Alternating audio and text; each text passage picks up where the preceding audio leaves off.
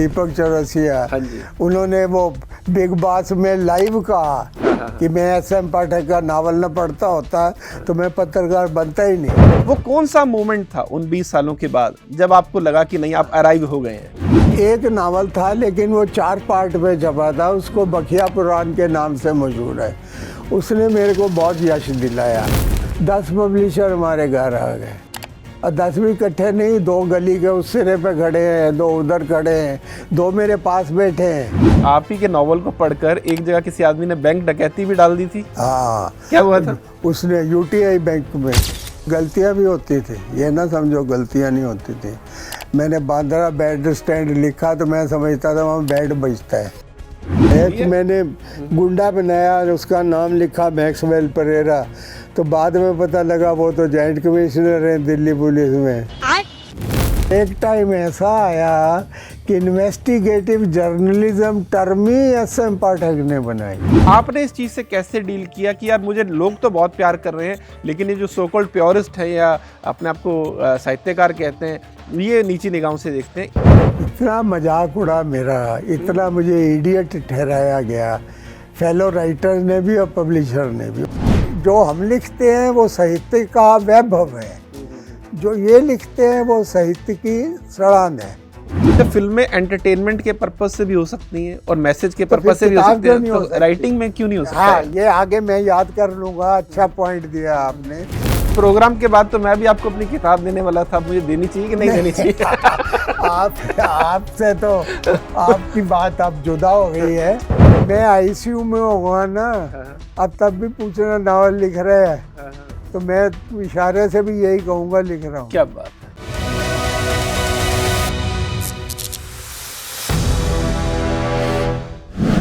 दोस्तों, आज जब हम बोर होने लगते हैं तो इंस्टाग्राम पर रील्स स्क्रॉल करने लगते हैं, नेटफ्लिक्स पर जाकर कोई वेब सीरीज चला लेते हैं या फिर यूट्यूब पर कोई वीडियो देखने लगते हैं। लेकिन जिन अजीम शख्सियत से आज हम आपको मिलवाने वाले हैं वो तकरीबन 40 सालों तक इस देश के नेटफ्लिक्स भी थे, इंस्टाग्राम भी थे और यूट्यूब भी थे। इन्होंने ना जाने कितने ही लोगों की रेल यात्राओं को मनोरंजक बनाया, कितने ही लोगों की नीरस जिंदगी में अपने नॉवेल्स के जरिए थ्रिल और रोमांच पैदा किया। तो और मिस्ट्री ना पैदा करते हुए आइए स्वागत करना चाहूंगा द ग्रेट सुरेंद्र मोहन पाठक जी का। पाठक जी, बहुत बहुत स्वागत आपका। सर, पहले तो थैंक यू सो मच, आपने टाइम निकाला और हमारी रिक्वेस्ट पे स्टूडियो में आए, इसके लिए बहुत बहुत धन्यवाद। Thank you. पाठक जी, इस बात में मुझे कोई दो राय नहीं है कि हर कंट्री में बहुत तरह के सेलिब्रिटीज होते हैं, लेकिन कुछ सेलिब्रिटीज मुझे ऐसा लगता है कि जो थोपे हुए होते हैं, है ना। लेकिन कुछ ऐसे सेलिब्रिटीज होते हैं जिससे सिर्फ और सिर्फ जनता बनाती है और आप उन्हीं तरह की सेलिब्रिटीज में एक है। हो सकता है समाज के एक सेक्शन ने विरोध किया हो, लेकिन आपको जनता का इतना प्यार मिला कि मैं ये कह सकता हूँ आज दावे के साथ कि हिंदुस्तान का शायद ही कोई ऐसा कस्बा हो, गाँव हो या बड़ा शहर हो जहाँ पर ना सिर्फ आपके पाठक होंगे बल्कि आपके चाहने वाले भी होंगे। तो ये कैसी फीलिंग है, कितने सालों की मेहनत आज इस तरह से आपके सामने आती है या इतने सालों तक आई? देखो जी, प्यार नाहक नहीं मिलता, कोई काम खाम खा नहीं होता, अर्न करना पड़ता है। जनता है जो रीडिंग पब्लिक है उस पर ये पासान करनी पड़ती है ये बात कि आप में कोई खूबी है, और वो कोई कहने से ही तो कोई मान नहीं जाता, वो धीरे धीरे असर करने वाली बात होती है। कंसिस्टेंसी बना के रखे बंदा, कंसिस्टेंसी बना के रखे तो वो फिर उसका नतीजा बहुत स्लो है, इंस्टेंट नहीं है। वो धीरे धीरे जब रीडर इस बात से बिल्कुल मुतमईन हो जाता है कि भाई ये राइटर मेरे काम का है, फिर वो उसका पीछा नहीं छोड़ता। फिर जो कुछ भी राइटर ने परोसना है उसने कबूल करना है। ये बड़ी कमाई है राइटर की, जो हर राइटर को नसीब नहीं होती है। तकरीबन राइटर ये कहते हैं कि मैंने लिख दिया, मेरा काम ख़त्म हो गया, मेरा कोई मतलब नहीं है इस बात से।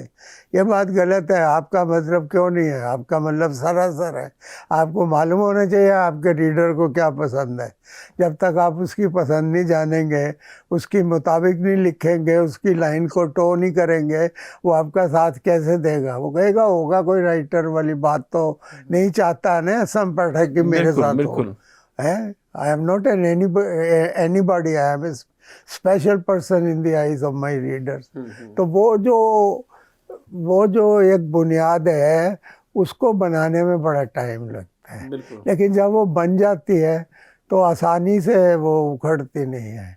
मेरी शुरुआती मान्यता ये है, मैं सदा कहता हूँ कि राइटर को रीडर बनाता है पर पब्लिशर नहीं बनाता। अगर पब्लिशर बनाता हो तो उसके पास तो दर्जनों में सैकड़ों में राइटर छपते हैं, सारे पॉपुलर हो, सब तो नहीं होते, 5% भी नहीं होते। तो राइटर तो वही है जिसको रीडर कहे ये मंजूर है। तो अगर रीडर ने फेल कर दिया तो यू आर नोवेयर, आप फेल हैं। तो मेरी यही अर्निंग है कि मैंने अपनी ज़िंदगी में 62 साल लिखा है, मैंने मुकम्मल तवज्जो रीडर की तरफ दिया है। मैंने पब्लिशर को राज़ी करने की कभी कोशिश नहीं की, उसको साइड ट्रैक किया, भाई आपका कोई मतलब नहीं है, आपने सिर्फ किताब छापनी है जो मैंने आगे परोसनी है और मुझे पता लगना है ये किसी काबिल है या नहीं है। आप इसमें कुछ नहीं कर सकते, आप इसमें कोई हेर फेर करने जैसी काबिलियत नहीं रखते, इसलिए छेड़खानी मंजूर नहीं होगी मेरे को। तो फिर ये डायलॉग मेरे में और रीडर में होगा ना। प्रकाशक तो थर्ड पार्टी बन गया, साइड ट्रैक कर गया। सही बात। तो फिर मेरे और रीडर में डायलॉग है, आज भी चल रहा है, उसका मैं सुख पा रहा हूँ, उसका मैं सुख पा रहा हूँ। हाँ, बिल्कुल। मेरी रीडरशिप हिल नहीं सकती। वो ये कह सकते हैं कि इस बार राइटर ने अच्छा नहीं लिखा, वो ये नहीं कह सकते कि ये राइटर अच्छा नहीं है। हाँ। दोनों बातों में फर्क है, जमीन आसमान का। मैं एक किताब लिखता हूँ, वो कह यार ये नहीं अच्छी लिखी, लेकिन वो ये नहीं कह सकते कि SM Patel is not a good writer. वो ये फतवा वाली बात नहीं कर सकते। ये तो बहुत बड़ी कमाई है, बहुत बड़ी कमाई, बहुत बड़ी। और आपने सर एक बात जो बहुत बड़ी की और मुझे लग रहा है आज के बहुत सारे लोगों को समझने की जरूरत है, आपने कहा कि कंसिस्टेंसी की है।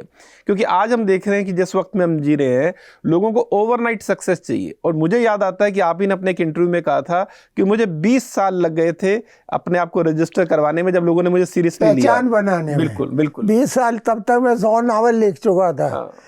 सब ये कहते थे ये कुछ नहीं है, इडियट है, कुछ और ही मिजाज के नावल लिखता है, हमारे यहाँ नहीं चल सकते ये। फिर धीरे धीरे लोगों की समझ में आई कि वो ही ठीक है जो मैं कर रहा हूँ। देखो मैं आपको एक जुदा किस्म की मिसाल देता हूँ। ये मिसाल ऐसी है जिससे जो खालिस साहित्यकार हैं वो नाराज हो जाते हैं। कॉलगेट क्यों मशहूर है, कोका कोला पेप्सी क्यों मशहूर है, क्यों मशहूर है? बिल्कुल, क्योंकि उनके साथ लोगों किसने का मशहूर किया बिल्कुल, इन्हें? यूजर्स ने, कंज्यूमर ने।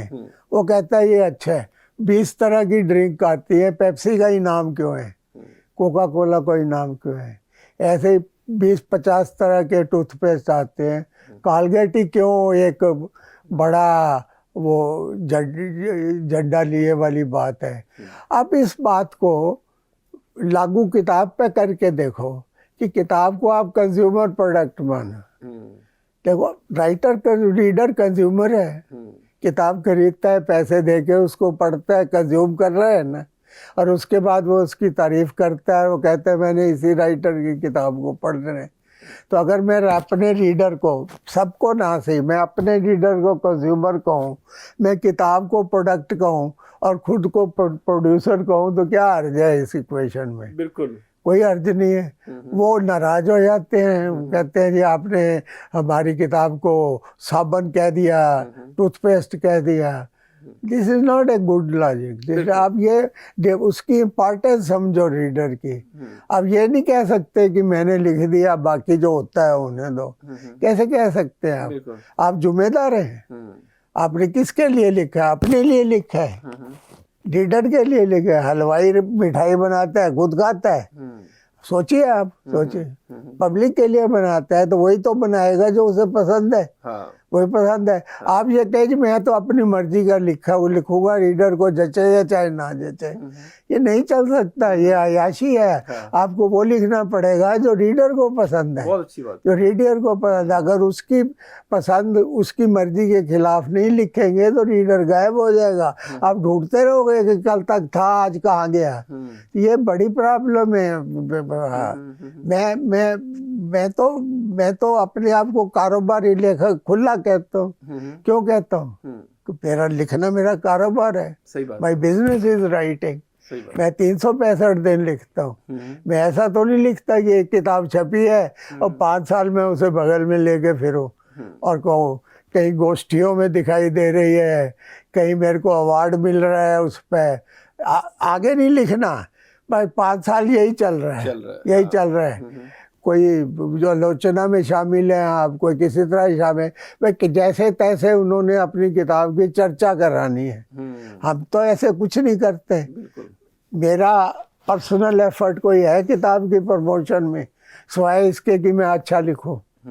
दूसरा कौन सा जरिया है मेरे पास? बिल्कुल।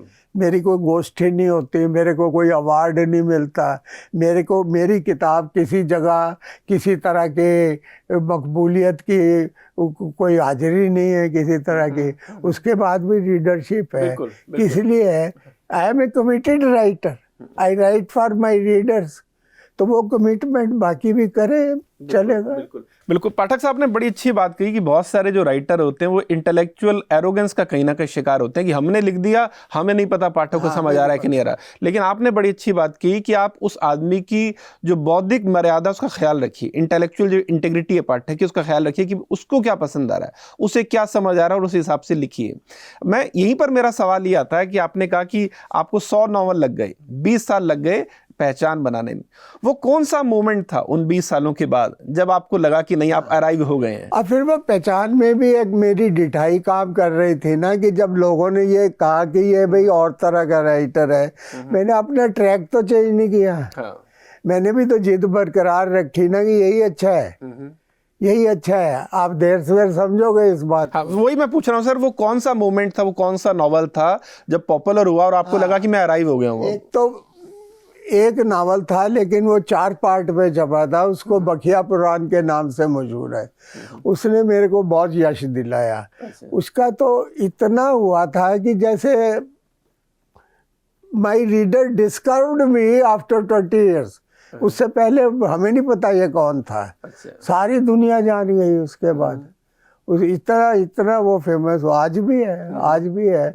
लेकिन वो फिनोमिनल वो थी कि लोग कहते थे भी ये कैसे हो सकता है ऐसा नावल। तो और वो भी एक मीडियाकर राइटर ने लिखा। उस वक्त तो मैं मीडियाकर भी नहीं था, आई वाज नोबडी, लेकिन उसने बड़ा मेरे को जंप दिया, बड़ा जंप, इतना ज़्यादा जंप दिया कि मैं नौकरी में था उन दिनों, सिर्फ संडे को घर होता था, कि वो उसका लास्ट पार्ट छपने के इमीडिएट बाद संडे को 10 पब्लिशर हमारे घर आ गए। अच्छा। और 10 भी इकट्ठे नहीं, 2 गली के उस सिरे पे खड़े हैं, 2 उधर खड़े हैं, 2 मेरे पास बैठे हैं। और हाँ, और सबने यही कहा कि ये हमारे लिए लिखो, हमारे लिए लिखो, आप बताओ क्या टर्म है।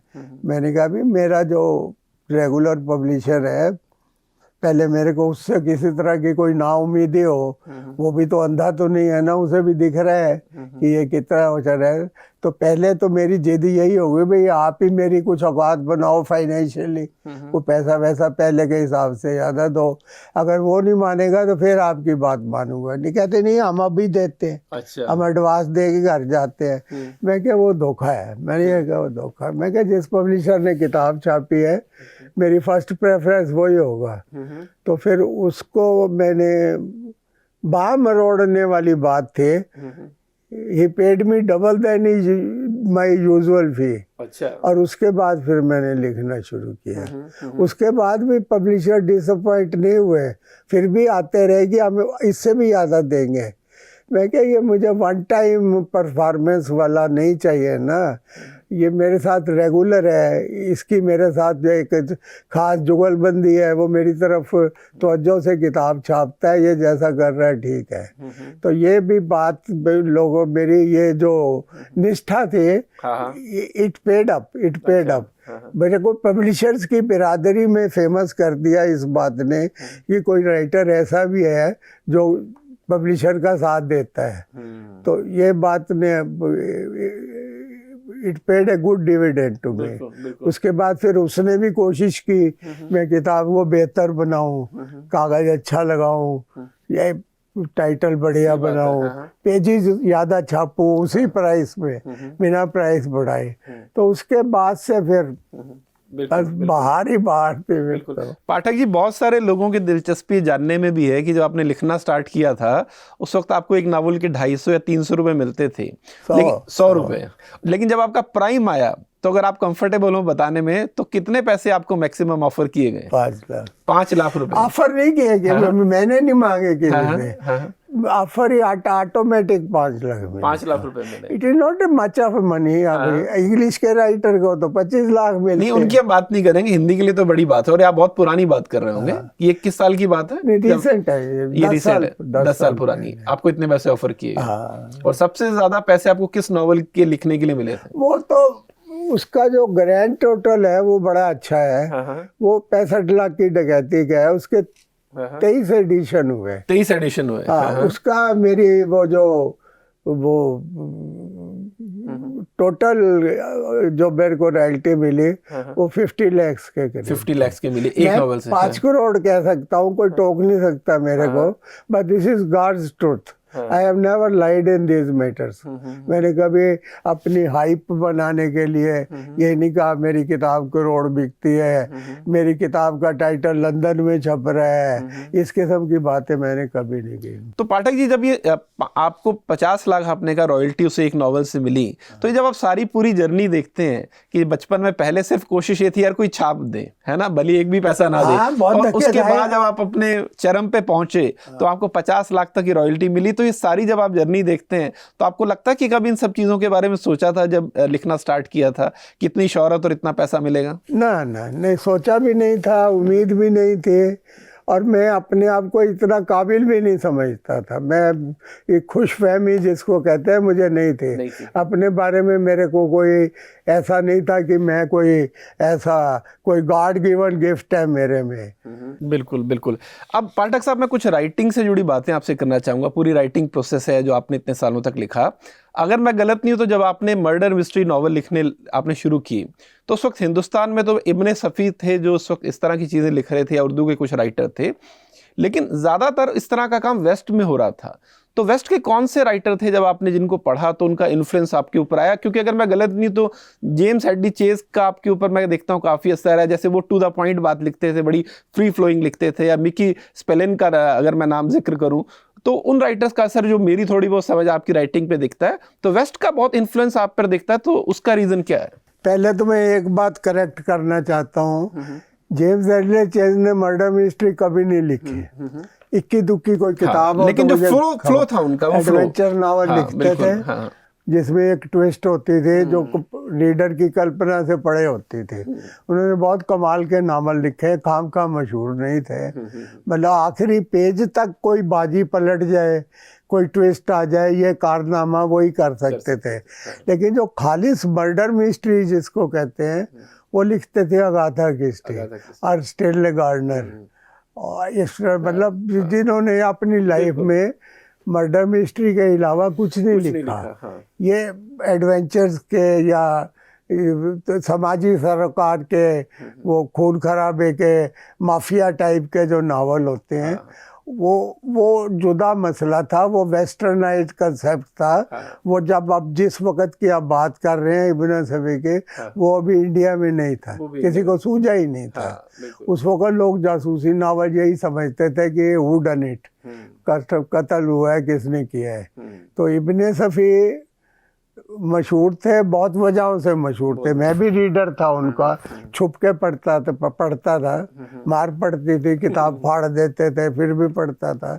लेकिन वो उसमें ऐसी करामाती बात उनमें कोई नहीं थी।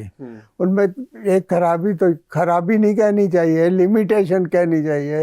एक तो ये थी, बहुत छोटा नावल होता था, नावेला कहते हैं जिसको इंग्लिश में, वो होता था। फुल लेंथ नावल वो होता ही नहीं था। लेकिन अब पसंद है, लोगों को पसंद है।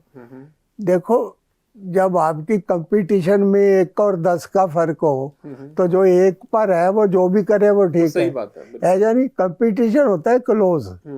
रेस का घोड़ा है, जो फर्स्ट आता है तो सेकंड उससे इतना सा पीछे होता है, 100 गज पीछे नहीं होता। लेकिन राइटिंग में तो इतना फर्क होता है। तो उस वक़्त इब्ने सफ़ी थे और जो राइटर थे वो ओरिजिनल राइटर नहीं थे, मैं भी नहीं था। मैं अपने को शामिल करके कहता हूँ, फॉरेन की किताब पढ़ो, देसी वर्जन तैयार कर दो। तो वो आम था, लोग फॉरेन की किताब पढ़ते नहीं थे, इसलिए नकल पता नहीं लगती थी लोगों को। फिर धीरे धीरे जब ट्रेड वेस्टर्नाइज्ड हुआ, पॉकेट बुक आनी, छपनी शुरू हुई, फिर लोगों ने सीरियसली लेना शुरू किया इस ट्रेड को। सीरियसली लेना चाहिए तो उन्होंने ये भी सोचा भी ये लिखते हैं, क्या लिखते हैं, कैसे लिखते हैं, एग्जामिन करके छापो। तो उसमें फिर कई राइटर इसमें वो जो लिटमस टेस्ट में फेल हो गए। तो मर्डर मिस्ट्री लिखने वाले कोई बहुत राइटर नहीं हुए हिंदुस्तान में। अब वो कुछ और ही टाइप का कंकाक्शन बना के लिखते थे, पॉपुलर भी होते थे, मैं नहीं कहता, मेरे से आगे थे और ऐसे राइटर भी थे, लेकिन वो नहीं लिखते थे। जो आप वुडन इट जिसको कहते हैं ना, वो लिखने वाला कोई इक्का दुक्का था। मैं एक खराब मिसाल देता हूँ उसके। देखो चेतन भगत का इतना नाम है, फिनोमिनल सक्सेस मानते हैं, जिस मानते 7-8 नावल उन्होंने ऐसे सामाजिक सरोकार के नावल लिखे जो बहुत फेमस हुए, वाकई फेमस होने के काबिल भी थे। अच्छा बढ़िया लिख, सब पे फिल्म बनी। इससे ज्यादा राइटर और क्या चाहता है कि 8 नावल लिखे, 8 पे फिल्म बनी, और अपनी जिस बात से मशहूर है वो लकीर छोड़ी और जासूसी नावल मिस्ट्री लिखने तैयार कर लिए। अब बिल्कुल किसी काम का नहीं, जो काम आपको आता नहीं, बड़े ही खड़े पैर हलवाई कैसे बन जाएगा? आप बताओ ना, हलवाई खड़े पैर शू मेकर कैसे बन जाएगा? लेकिन पाठक जी, क्या राइटर को एक्सपेरिमेंट नहीं करना चाहिए अलग अलग जॉनर में? Experiment is a different thing. First he should evaluate himself whether good and ready for the experiment. See the different. I want to indulge in an experiment for a change, तो ऐसे ही abrupt शुरू कर दूंगा। I must evaluate myself whether I am good and ready for the experiment. If my better sense says that no, I am not ready, my preparation is half baked, तो वो ठीक होगा उसको follow करना। लेकिन तो करते हैं लोग। लेकिन पाठक सर, इससे चैलेंज ये नहीं होता कि जब आप लगातार मर्डर मिस्ट्रीज लिख रहे थे, एक जॉनर में लिख रहे थे, तो एज ए राइटर क्या कभी आप बोर नहीं हुए कि यार नहीं, मुझे कुछ रोमांटिक नॉवल लिखना चाहिए या किसी और टॉपिक पे लिखना चाहिए? एज ए राइटर एक ही तरह के जॉनर में लिखते लिखते आप बोर नहीं हो जाता आदमी? देखो, राइटर के लिखने की ख्वाहिश का और उसकी उड़ान का कोई और छोर नहीं है, और छोड़ नहीं। कलम में कहाँ पहुँचे, किस हवा में जाके मुकाम बनाए, इसमें कोई नहीं जान सकता। लेकिन सवाल इस बात का नहीं है कि राइटर की लेखनी क्या लिखती है। सवाल इस बात पर है कि राइटर पर फोकस किस टाइप के लेखन की वजह से।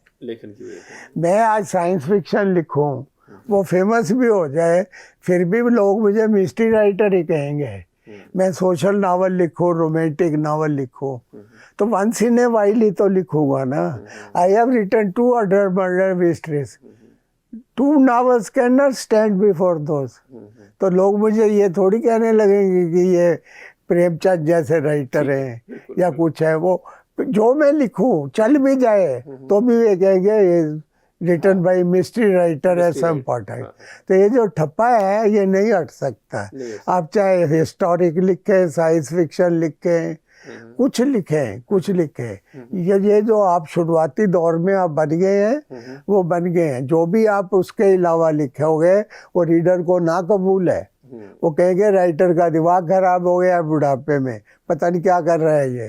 तो मैं नहीं, I can not afford to change track, I can not afford to change. ये जो आप एक्सपेरिमेंट की बात कर रहे हो, इसकी कोई वक्त होता है, कोई उम्र होती है। ये this is not the time for experiments कि मैं एक्सपेरिमेंट के चक्कर में जो मुझे आता है वो भी भूल जाऊं, है ना, इधर का रहूं ना उधर का रहूं। किया लोगों ने ये। This is exactly what happened with Chetan Bhagat. He wrote 2 mystery novels, he fail flat on his face, बिल्कुल ठीक नहीं किया।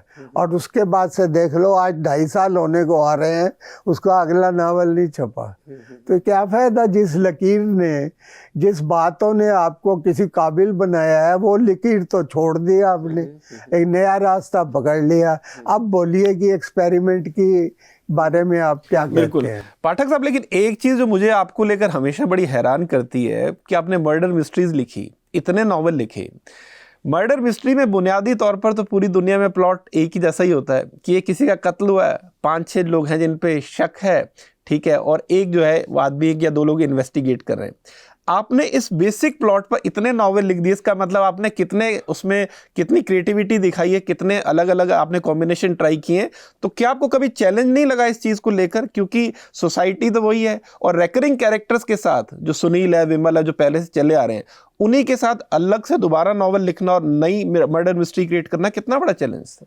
देखो, चैलेंज वाली बात जो है ना, जिस चीज़ में आपको ये लगता है कि मैंने महारत हासिल कर ली है, I have perfected my self in a particular type of trade कह लो, कुछ कह लो, तो वो किसी काम तो आपके आती है या नहीं आती? हाँ, बिल्कुल। जो आपने जिस बात में आप माहिर बने, उसको आप भूल तो नहीं जाते ना। सही बात। बाकी वेरिएशन की जो बात कहती है, देखो परोठा बनाती है आपकी बीवी, वो आलू का भी हो सकता है, गोभी का भी हो सकता है, अजवाइन का भी हो सकता है, सिर्फ नमक का भी हो सकता है, कैसा भी हो, कहलाएगा तो परोठा ही ना। लेकिन आपने तो गोभी के परोठे भी 10 तरीके से बनाए हैं। वही तो मैं करते हैं ना। अब वो जो आपके बेसिक सवाल था ना कि मर्डर मिस्ट्री एक ही होती है, लेकिन उसकी वेरिएशन का तो एंडलेस मामला है ना।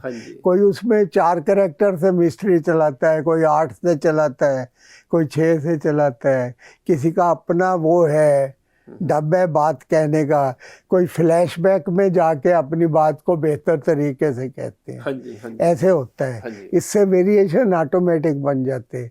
देखो, मिस्ट्री नावल की जो मैंने समझा है उसके लिए जो बातें मैं इम्पॉर्टेंट बनता हूँ, एक तो ये है कि इमीडिएट टेक ऑफ।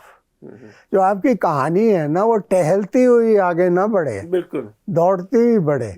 आप 2 पेज पढ़े and you are already in the plot. वो अभी नहीं, वो ओरिजिनल बात जो है 40 पेज पे शुरू होगी, बाकी बातें ही हो रही हैं, वो नहीं है। Immediate take off the story is absolute must, ये आपको मेंटेन करना पड़ेगा। उसके बाद लिवली कैरेक्टर्स, कि कैरेक्टर्स की कोई अपनी भी खूबी हो, उनकी कोई वो आदतें हैं, कोई अंदाज़े बयां हैं, कोई ख़ास तरह के सेंटेंसेस हैं, जैसे रमाकांत है पंजाबी मिस्री हिंदी बोलता है, या इस किस्म की आप अपने कैरेक्टर में कोई इंडिविजुअलिटी पैदा करें।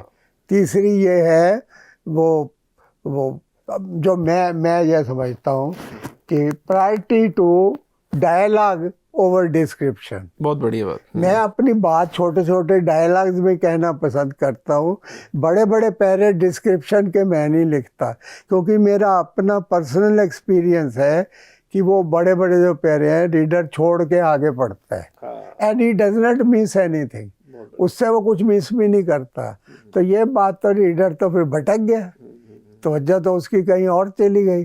तो मैं अपनी बात जो है ना वाया डायलॉग कहता हूँ। डायलॉग हमेशा इंटरेस्टिंग होते हैं अगर आप में ये कैफियत है कि आप उसे इंटरेस्टिंग तरीके से लिख के दिखा सकें। लेकिन सर ये भी आपने कैफियत की बात की, भी तो क्राफ्ट है ना। सुरेंद्र मोहन पाठक जी में वो कैफियत और क्राफ्ट था कि उनमें वो विट थी, वो ह्यूमर था, कि उनके डायलॉग बड़े अच्छे होते थे। अब जिनमें अच्छे नहीं है वो तो फिर इधर उधर की डिटेलिंग में टाइम वेस्ट करेंगे। वो मैं बना ऐसा हूँ, मैं ऐसा हूँ, बना ऐसा हूँ।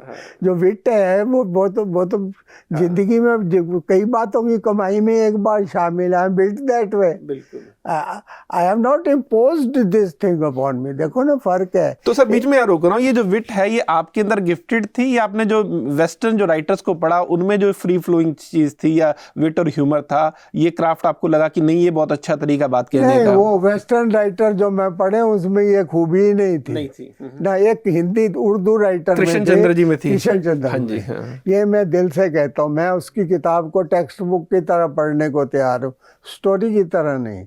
वो जो भाषा लिखता था, जो फिक्रे, जो उसकी शब्द चयन होता है, वो सब कुछ वो कमाल का है। वो ऐरा गहरा नहीं लिख सकता।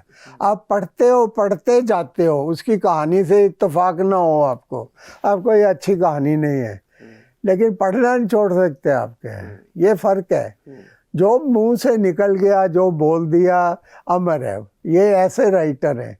वो अपने आप को किशन चंद्र कहते थे कि मैं पहली चोट का राइटर हूँ, I never revise my self, जो लिख दिया फाइनल है। तो इतनी प्रेजेंस ऑफ माइंड तो बड़ी बड़ी दुर्लभ है। फिर मंटो थे ऐसे, मंटो थे ऐसे। राजेंद्र सिंह बेदी ने बहुत कम लिखा है, लेकिन कमाल का लिखा है। मैं उर्दू के बहुत राइटरों का फैन हूँ। अब्बास है, वो है वाजिदा तबस्सुम है, अहमद नदीम कासिमी है। मैंने बहुत सीखा है उनसे। मैं यही सीखता हूँ, यार ये ऐसे फिक्रे, ये ऐसी बातें मुझे क्यों नहीं सूझती, ये कैसे कह लेते हैं। लेकिन सर पाठक जी, इसमें एक सवाल मैं यहाँ लूंगा। लेकिन ये जो जुमलेबाजी की बात आप कर रहे हैं, जो उर्दू के राइटर में भी है, ये कहीं ना कहीं आप जिस पंजाब में पले हैं, जुमलेबाजी का चलन वहां भी ज्यादा आपको लग रहा है, कहीं ना कहीं वहां से भी खून में आया? हाँ, आया, कोई शक नहीं। मैंने हर बात को नावल में कैश किया। मैंने एक देखो, मैं हिंदी मेरा कभी सब्जेक्ट नहीं था। मैंने एमएससी मैथ में की, बीएससी में फिजिक्स केमिस्ट्री मैथ पढ़ता था। हिंदी मेरा हायर सेकेंडरी में सब्जेक्ट था। मैंने हिंदी नहीं पढ़ी। अंग्रेजी भी मेरा सब्जेक्ट नहीं था। मैं हिंदी का राइटर हूँ, लेकिन मेरे को उर्दू भी आती है, पंजाबी भी आती है, इंग्लिश भी आती है। तो मैंने क्या किया, अपनी को एक इंडिविजुअल पहचान बनाने के लिए मैंने उन 4 भाषाओं की एक कंकाक्शन तैयार करके अपनी एक नई भाषा बनाई है, जिसकी लिपि देवनागरी है। कोई मेरे को आप हिंदी के राइटर हो, मैं नहीं भाई, मैं हिंदी का राइटर नहीं हूँ, मैं तो किसी और ही जुबान का राइटर हूँ। आप ही फैसला करो मैं कौन सी भाषा का राइटर, मुझे नहीं पता। हिंदी का नहीं हूँ मैं हिंदी में लिख सकता हूँ, लेकिन जब मैं हिंदी लिखता हूँ ना, तो मेरे अभी मैंने बोला कि मेरी प्रेफरेंस डायलॉग है, डिस्क्रिप्शन नहीं है। मैं डायलॉग में हिंदी लिखूं, अपने आप को इडियट फील करता हूँ। भाई ये भाषा कौन बोलता है? सही बात। मैंने तो ये कभी सुनी नहीं। तो फिर मैं वो भाषा क्यों ना लिखूं जो दुनिया बोलती है, जो मेरे रीडर बोलते हैं, जो मैं बोलता हूँ। हिंदी छोटी मोटी मैं डिस्क्रिप्शन में लिखता हूँ, डायलॉग में कभी नहीं लिखता, डायलॉग में। लेकिन जो हिंदी का खालिस लेखक है, वो चाहे डायलॉग हो, डिस्क्रिप्शन, उसने अपनी हिंदी का ज्ञान 100% उसमें उंडेल के दिखाना है। उसकी बला से किसी की समझ में आता है या नहीं। पाठक सर, इस इंटरव्यू से पहले मैंने अपने सोशल मीडिया हैंडल पे लोगों से कहा कि मैं सुरेंद्र मोहन पाठक जी का एक इंटरव्यू करने जा रहा हूं। तो जो सबसे ज़्यादा सवाल मुझे आए लोगों के, मैंने लोगों से कहा था पूछिए, वो आपने जो आज तक कैरेक्टर या कैरेक्टर्स की दुनिया क्रिएट की उसको लेकर है। तो पहले मैं उसी से शुरू करूंगा। ये जो आपने सुनील और विमल जैसे कैरेक्टर क्रिएट किए, और जो रेकरिंग कैरेक्टर थे, शेरलॉक होम्स ने भी इस तरह के कुछ कैरेक्टर क्रिएट किए, तो इसकी प्रेरणा आपको कहाँ से मिली? कैरेक्टर, क्या कैरेक्टर पहले दिमाग में आया या प्लॉट दिमाग में था और कैरेक्टर अपने आप बन गए? कैरेक्टर की बात कर रहे सुनील है या विमल जो आप किसी? देखो पहले तो शुरुआत तो सुनील से ही थे। हाँ जी, सारे ही सुनील के थे नावल, क्योंकि जरा सी आइडेंटिटी बन जाए तो पब्लिशर ही जिद करने लगता है, भाई अब जो जरा सा चल रहा है तो उसी पर है, नया कुछ नहीं करना, कहते थे, जिद करते थे। तो उसके पीछे एक रीज़न तो था। मैं जासूसी नावल खुद बहुत पढ़ता था, वो टाइप भी बहुत पढ़ता था जो मैंने आगे लिखनी थी। तो मेरी बड़ी अभिलाषा थी कि मेरा जो हीरो है, इंट्रोडक्टरी हीरो, वो जो स्थापित ऐसे वो हैं उनसे जुदा हो। उस वक़्त जो हीरो किताबों के होते थे, वो सीआईडी ऑफिसर, थाने का पुलिस इंस्पेक्टर, इसके सब का वो जो सरकारी अमला वाली बात होती है, वो होते थे। उस वक़्त प्राइवेट डिटेक्टिव वाला कंसेप्ट अभी किसी के दिमाग में नहीं आया था। या उसके अलावा कोई जनरल आदमी ऐसे हालात में पड़ जाता है कि उसको जासूसी जैसी हरकतें करने लगे, वो भी किसी को नहीं सूझा था। तो जो उस वक़्त का स्थापित सिलसिला वो यही था। कर्नल विनोद जैसे इब्ने सफ़ी के थे, इंस्पेक्टर फलाना, सीआईडी ऑफिसर राजेश, ये सब कुछ होता है। मैं क्या, मैंने ये नहीं करना, मेरा कुछ जुदा हो। तो जुदा के दिमाग लड़ाया तो मुझे पत्रकार सूझा। मैं क्या, ये भी तो इन्वेस्टिगेट ही करता है, तफ्तीश पुलिस जैसे ही करता है ना, थोड़ा सा ही फ़र्क है। मिलते पुलिस को जरा बैकअप हासिल है, इसको नहीं है। इसने अपनी इंडिपेंडेंट एक्सपर्टाइज से करना है जो करना है, तो मैंने पत्रकार को हीरो बनाया।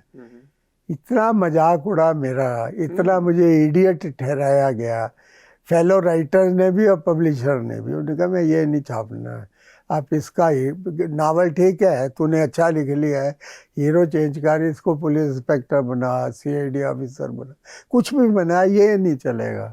मैं क्या भाई नहीं, मैं तो यही लिखूँगा, नहीं तो ना छापे। उसकी कुछ पर्सनल मजबूरी थी छापने में, उसका जो रेगुलर राइटर था वो अवेलेबल नहीं था। अब भैया याद नहीं क्या था, बीमार था या क्या था, तो उसको इंस्टेंट जरूरत थी स्क्रिप्ट की, इसलिए उन्हें छाप दिया। तब तक उसका रेगुलर राइटर लौट आया तो उसने 2 टूक मना कर दिया, ये मैं नहीं छापूंगा। तो एक बार पत्रकार वाला नावल छप गया तो अंडरस्टूड है, मैंने दूसरा तीसरा भी वही लिखा, किसी ने नहीं छापा। 2 साल धक्के खाए मैंने, सबने मना कर दिया, कहते पागल हुए, पत्रकार का हीरो होता है। तो फिर किसी तरह से माहौल ऐसा बन गया, छप गया, पत्रकार भी आगे बढ़ता गया। और एक टाइम ऐसा आया कि इन्वेस्टिगेटिव जर्नलिज्म टर्म ही एस.एम. पाठक ने बनाई।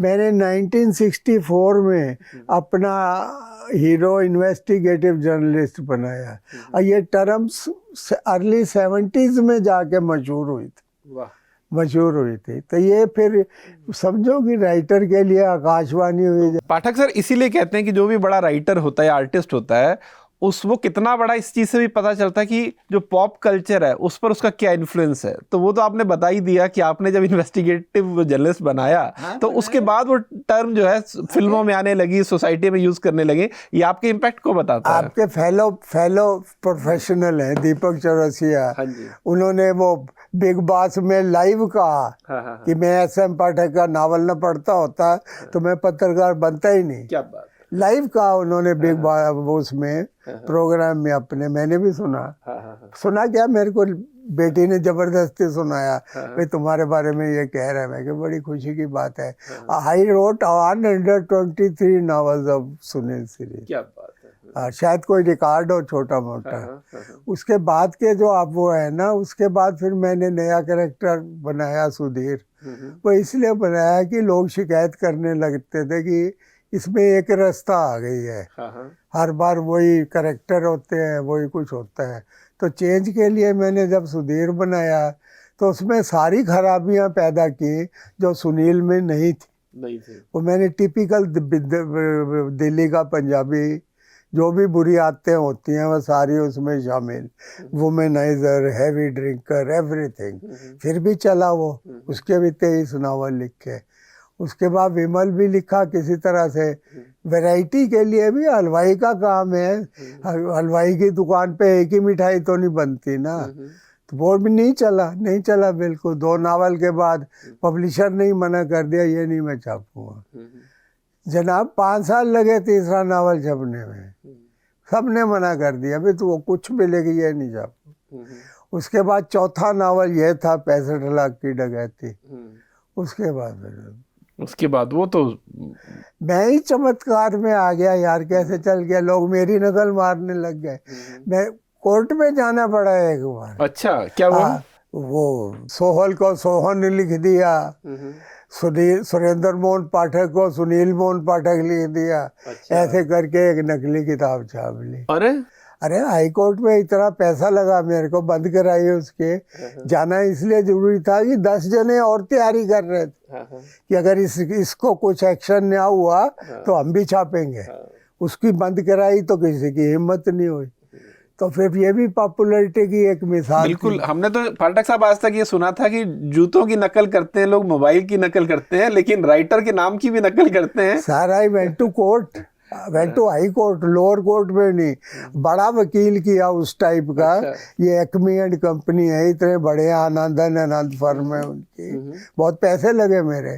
उतने तो मैंने कमाए नहीं थे, लेकिन एक जरूरी बात थी, ये न्यूसेंस बंद होनी चाहिए। बिल्कुल बिल्कुल। पाठक साहब, आप ही के कैरेक्टर पर हूँ, विमल सीरीज में जो विमल था वो भी अपराध की दुनिया में ही रहता है, एंटी हीरो टाइप का कैरेक्टर था अगर मैं गलत नहीं हूँ तो। विमल सीरीज में जो आपने विमल का कैरेक्टर, जैसे आपने सुधीर के बारे में भी बताया, उस वक्त के भारत में तो ये कैरेक्टर कह सकते हैं कि बहुत नए थे, तो क्या लोगों ने इसका विरोध नहीं किया कि अरे ये किस तरह का कैरेक्टर है? उन्होंने ये तक कहा कि ये क्राइम को प्रमोट करने वाला नावल है, ये होना ही नहीं चाहिए। आप क्राइम को ग्लोरीफाई कर रहे हैं विमल को ऐसी हवा दे के। लेकिन उसके बाद जो मैंने उसका सिंपैथेटिक पहलू अपने किरदार का बनाया, वो ऐसा क्लिक किया कि लोगों को ऐसा लगने लगा जैसे घर का बंदा है, अगर पुलिस इसके पीछे है तो हमारा भी फर्ज है कि हम इसको प्रोटेक्शन दें। अब उसका ऐसा मिजाज वो एस्टेब्लिश करके दिखाया, किस्मत ने कराया। मैं इस बातों में विश्वास करता हूँ। बहुत बातें हैं ऐसी जो आकाशवाणी होती है, कोई अदृश्य शक्ति आपको प्रेरित करती है कि आप ऐसा करें। मेरे साथ हमेशा ऐसा होते हैं। विमल सीरीज जब मैंने वो बखिया प्राण लिखा था तब तक 14 नावल छपे थे। उसमें मैंने मेन कैरेक्टर नीलम की डेथ भी दिखा दी थी और अपनी तरफ से सोच लिया था अब ये आगे नहीं चलने लगती।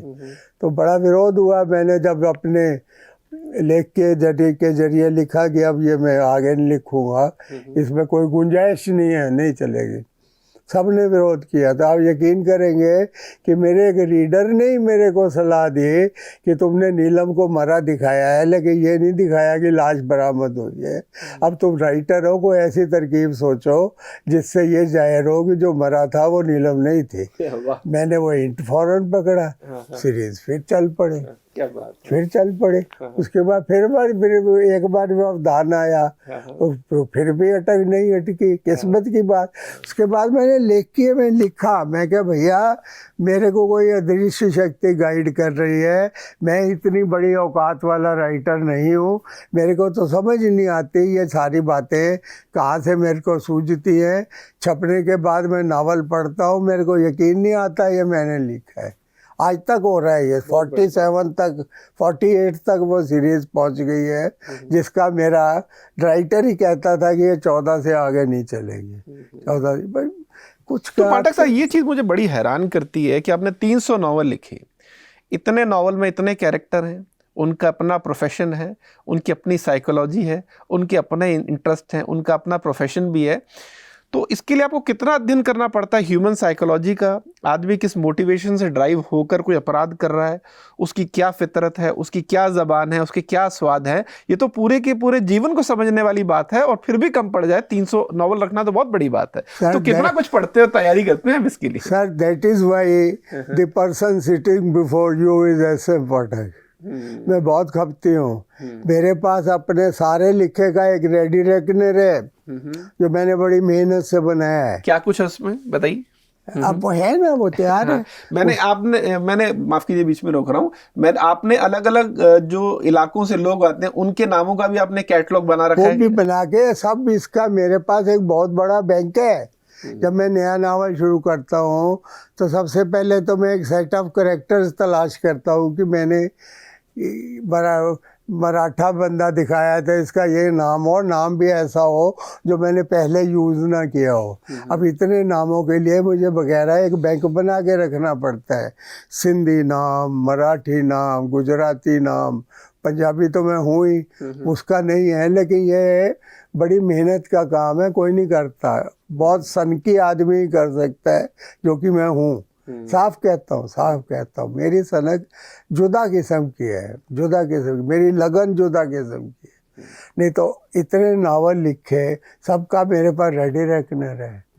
हर नावल का मेरे को पता है इसमें कौन सा कैरेक्टर है। इस साथ में मैं ये लिख के रखता हूँ कि किस कैरेक्टर को मैं कैरी ओवर कर सकता हूँ, ये इस काबिल है, और कौन कैरेक्टर है जो भाई यही था इसी के काबिल है, आगे नहीं बढ़ सकता।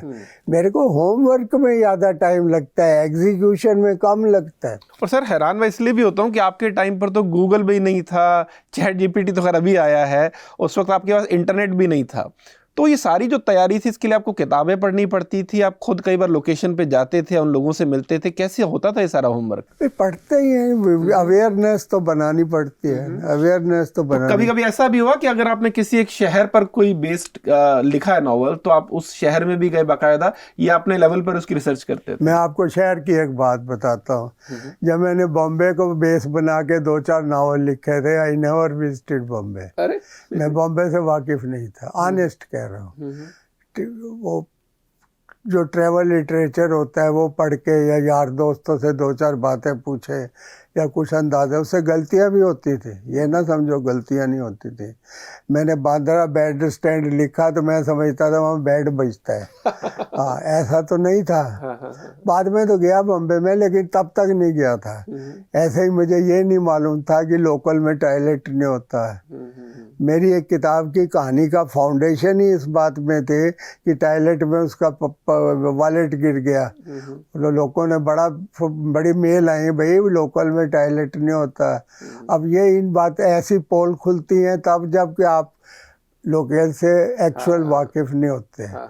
लेकिन इसमें हैरान कर देने वाली बात जो है वो मेरे से सुनिए। एक HR कीटिंग राइटर हुए हैं, ब्रिटिश राइटर, अमेरिका में छपता था। हैं जी, हेनरी फिट्जराल्ड, F से पता नहीं क्या बनता था, उनका पूरा नाम HR कीटिंग था। उनका हीरो गणेश गोटे था और वो बॉम्बे पुलिस में इंस्पेक्टर था। उन्होंने 9 नावल लिखे उस सीरीज के, and he never visited Bombay. क्या बात है। अब ये तो इंटरनेशनल राइटर की मिसाल दे रहा हूँ आपको, जो वर्ल्ड में चलता है, जो अंग्रेजी में छपता था, जिसपे परफेक्ट बर्डर नाम से फिल्म बनी थी। नसरुद्दीन शाह था, अमजद खान थे, इंग्लिश की फिल्म बनी थी perfect border. He wrote 9 novels of Ganesh Gote as hero, and he never visited Bombay. क्या बात है। अच्छा, वो कर सकता है तो ऐसा पाठक क्यों नहीं कर सकता? मतलब यही ऊपर वाले ने तोहफा दिया कि चीजों को कैसे मैनिपुलेट करना है, कैसे आर्टिकुलेट मैनिपुलेट करना है, जिस बात से आपकी पोल खुलती हो कैसे उसको इग्नोर करना है। जिस बात से आपकी पोल खुलती हो कैसे इग्नोर। जैसे मैं ट्रैवलॉग से नक्शा देख के ये तो जान सकता हूँ कि ये सड़क है, या लेकिन ये नहीं जान सकता कि इस पे पेड़ उगे हुए हैं। ये तो जाके पता लगेगा ना। या इसकी और कोई खसूसियात, साइड में किस टाइप की इमारतें हैं, ये वो सड़क मार्केट से गुजरती है या रेजिडेंशियल इलाके से निकलती है। नक्शा ये तो नहीं बताता था, वो तो नाम लिख देगा फलाना रोड। ये है ना। तो गलतियों की गुंजाइश अगर आप नहीं जाता। मैं दिल्ली का नावल लिखता हूँ।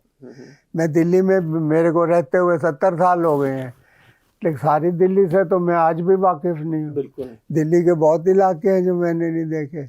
मैं कभी सफदरजंग टाउन नहीं गया, मैं कभी तुगलकाबाद नहीं गया, मैं हौज खास विलेज नहीं गया कभी, 70 साल दिल्ली रहने के बाद। और भी इक्की दुक्की, मैं वो दिल्ली गेट पे जो वो है फिरोज शाह कोटला, उसकी बगल में नौकरी की अंसारी रोड पे 34 साल, वहाँ नहीं गया। बिल्कुल। ये भी पाठक साहब, मैंने आपके किसी इंटरव्यू में पढ़ा था कि आप ही के नॉवल को पढ़कर एक जगह किसी आदमी ने बैंक डकैती भी डाल दी थी। हाँ, क्या हुआ था? उसने यूटीआई बैंक में, यूटीआई बैंक की बात है। और देखो, वो मुझे उनका डीसीपी का नाम भूल गया इस वक्त, उनकी प्रेस कॉन्फ्रेंस में उसने बाय नेम कहा कि ये मैंने हरकत जो है खबरदार शहरी पढ़ के की है। और वो पकड़ा भी इसी चक्कर, वो मानव बम बन गया। अच्छा। नकली था, हाथ में रिमोट ले लिया कि मैं अपने आप को उड़ा दूंगा, बैंक भी उड़ जाएगा। ये तो दिल्ली की वाकया असली है, नहीं तो कैश मेरे हवाले करो, उन्होंने कर दिया। सब कुछ नकली था। पकड़ा इसलिए गया कि वो ऐश करने बैंकॉक चला गया। जो कल तक दाल रोटी का मोहताज था, आज बैंकॉक जा रहा है, वापस आते ही पकड़ा गया। लेकिन उसकी बड़ी बात यह थी, बाई नेम उसने वो कहा, मेरा खुद का दम निकल गया। तो उसने कैसे खुलासा किया कि आप? मेरा एक दोस्त इंस्पेक्टर था, मैंने उसको फ़ोन किया उसी वक्त। मैं क्या, क्या है ये, कैसे तो होगा? वो तो मेरा नाम ले रहा है, मुझे कहीं मुझे भी तो नहीं बुला लेंगे? तो वो भी यही बोला, हाँ बुला सकते हैं, क्या सिखाते हो तुम लोगों को। हाँ, तो फिर ये तो ऑक्यूपेशनल हैजर्ड है। मेरे घर में एक आदमी आ गया, कहता है मैं ये पूना से खून करके भागा हूँ, मैंने आपके नावल की तरह बीवी का खून किया, आपके नावल की तरह, स्पेशल एम्फेसिस के साथ वो कह रहा था कि मैंने अपनी बीवी का खून आप किया, भागा हुआ हूँ। मिलने आ गया, मेरे से मिलने आ गया, दम निकल गया मेरा। बेटा हो जाती है ऐसी बातें, हो जाती। पाठक सर, मैं ये भी जानना चाहूंगा कि आपने जो कैरेक्टर अपने नॉवेल्स में आज तक कितने बनाए हैं, क्या उसका नाम पढ़कर कोई नाराज भी हुआ है कि अरे ये तो मेरा नाम है, तुमने इस आदमी को विलेन क्यों दिखा दिया, या इससे तुमने ये काम क्यों करा दिया है? ऐसी गलती हो जाती है। एक मैंने गुंडा बनाया, उसका नाम लिखा मैक्सवेल परेरा, तो बाद में पता लगा वो तो जॉइंट कमिश्नर है दिल्ली पुलिस में। ऐसी हो जाती है गलती। हुआ था फिर? हो जाती है गलती। अब कितनी केयर बटे, कोई ना कोई नाम किसी ना किसी का तो निकल ही आता है। फिर भी कोशिश यही होती है कि नॉन पर्सन के जैसा नाम ना हो। मैंने सुना है कि आपके एक फैन ने इसलिए आप पर केस कर दिया था कि आपका कोई नॉवल था और उसको लगा ये तो आधी स्टोरी है, इसमें तो पूरी स्टोरी है ही नहीं। अरे वो मामूली फैन भी नहीं थे, वो खुद वकील थे और डिस्ट्रिक्ट लेवल के बीजेपी के नेता थे। अरे हाँ, ये कब की बात है? 70s की, अर्ली 70s की बात है। हाँ, वो पार्ट का नावल छपा, वो कहते हैं ये फ्रॉड है, और वो क्रिमिनल केस किया जिसमें अरेस्ट थी, जमानत भी करानी थी। अरे हाँ जी। और शिकायत क्या थी? लाइन यही थी कि पार्ट का नावल है, मुझे पता होता, मैंने इसका दूसरा पार्ट पढ़ना है तो मैं पहले ही नहीं पढ़ता। गए, पेश हुए, बात कुछ और ही निकली। वकील साहब की जिद थी कि राइटर को घर बुलाना है, तो घर ही बुलाया, बड़ी दावत की वहाँ पे घर में। अच्छा। फिर जज ने बताया, मैजिस्ट्रेट ने बताई असलियत। क्या? और कहता कोई केस वेस नहीं है कोई, ये तो तुझे यहाँ बुलाना चाहते थे। ये भी अलग तरह का प्यार है आपसे। कहता है इनके लड़के का बर्थडे था, इन्होंने इनविटेशन भेजा, तूने उसको बधाई भी नहीं भेजी। मैं क्या, मुझे मिला ही नहीं था, सच था, नहीं मिला था। आपको क्या बताऊं, जिस दिन हमारी पेशी थी, मैं अकेले की तो होती नहीं है, पब्लिशर और प्रिंटर भी वो को अक्यूज्ड होते हैं। तो वो 10 बजे पेश होना था, 10 बजे हम वकील साहब के घर में ब्रेकफास्ट कर रहे थे। उसके बाद वो हमें अपने ऑफिस ले गए, 12 बज गए, हमारा दम निकले कि भाई वहाँ तो बेल भी करानी है, जेल ही का भेज देंगे नहीं तो वो कहे नहीं कोई बात नहीं, मैंने ही तो केस, मैं भी तो वकील हूँ, एक साइड का तो मैं ही हूँ। तो उसके बाद थाने से आ गया बंदा, अच्छा, कि SHO बुला रहा है, आपसे मिलना है। तो वकील ने ही डांट के भगा दिया सिपाही को, भाई यहाँ आ जाए, मिलना है तो। उसके बाद हम कचहरी गए, वकील साहब साथ नहीं गए, कहता मैं पीछे आता हूँ। रास्ते में म्यूनिसिपैलिटी के नोटिस बोर्ड पर मेरा नाम लिखा हुआ था, सुरेंद्र मोहन पाठक इन खाचरों, और कुछ नहीं। अच्छा। ओहो, मेरा पब्लिशर कहता नाम लिखा है, मैं कहा पागल हुआ, मैं मामूली आदमी। कहता है टांगा वापस घुमाओ, इसको दिखा के लाओ, लिखा है। उसके बाद 2:30 बजे कोर्ट में पहुंचे, मजिस्ट्रेट साहब सुनवाई कर रहे थे, उन्होंने सुनवाई बंद कर दी, चैम्बर में चले गए। अच्छा। और बेलीफ आया, तुम में से पाठक कौन सा, पाठक साहब कौन है? मैं क्या, मैं हूँ। कहता आपको मजिस्ट्रेट साहब चैम्बर में बुला रहे हैं। मेरा और भी दम, एक्चुअल एक्यूज तो राइटर ही होता है ना। बिल्कुल बिल्कुल। वहाँ गया तो उन्होंने चाय पहले मंगा के रखी हुई थी, अंदर बैठ के बात की, चाय पिलाई, और फिर बताया कि ये है और कुछ नहीं है, ये अगली पेशी पे खारिज हो जाएगा केस, तो केस वेस कुछ नहीं है।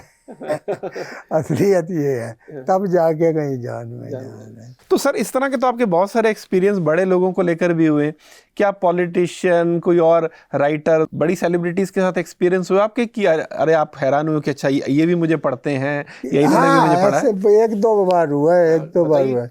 मेरी नौकरी में हुआ था, एक हिंदी की एक वो एनुअल मीटिंग होती थी, उसमें 3 MPs की एक पैनल होती थी जो एवेल्युएट करने आते थे सरकारी कंपनी में हिंदी को कितना प्रोत्साहन है। तो ये जो इस वक्त ये होटल है ना, शांग्रीला, इसका तब कुछ और नाम था, शायद कनिष्क नहीं था, जो भी था। तो वहाँ पे अरेंज किया गया। तो 7 के 8 जो सेक्शन हेड थे वो और चीफ मैनेजर इनवाइटेड थे। तो मैं भी एक सेक्शन का हेड था, परचेज एंड स्टोर ऑफिसर। ठीक है। तो पहले समझाया गया था कि एक एक जना उठ के खड़ा हो, अपना नाम बताए और अपने सेक्शन का नाम बताए। तो मैं क्योंकि सबसे जूनियर था, मेरी आखिर में बारी आई 8वें नंबर पर। अच्छा। तो मैं उठ के खड़ा किया, सर आई एम, इससे आगे नहीं बोला मैं। एक एमपी ने चुप करा दिया, हमें पता है।